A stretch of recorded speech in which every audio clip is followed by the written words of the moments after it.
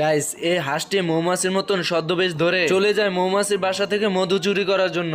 এইদিকে এই মৌমাছিটি মধু পাহারা দিতে থাকে। এর ভিতরে এত বড় মৌমাছি দেখে অবাক হয়ে যায়। তাহলে তুই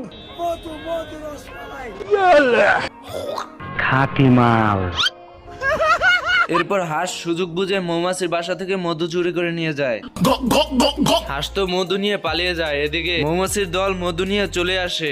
ওই সুলতান, বাইরে হালার পর এদিকে একটা মৌমাছি বাসার ভিতর থেকে বেরিয়ে আসে মধু চুরির কথা রাজার কাছে বলতে থাকে। আমারে মাফ করে দেন হুজুর, আমার ভুল হয়ে গেছে। बेकार है भैया, मैं तो टूट गया। এরপর মৌমাছি দুঃখে আপন মনে চলে যায়। এর ভিতরে রাস্তায় মধু পড়ে থাকতে দেখে তাই একটু মধু চেখে দেখতেই বুঝতে পারে এটা তাদের মধু এবং চলে যায় হাঁসের বাড়ির সামনে। मौसम तो ऐसा लग रहा है दिल गार्डन गार्डन हो रहा है, बहुत मजा आ रहा है यहाँ पे। এদিকে হাঁস সব মধু বাসার ভিতর রেখে আবার চলে যায় মধু চুরি করার জন্য।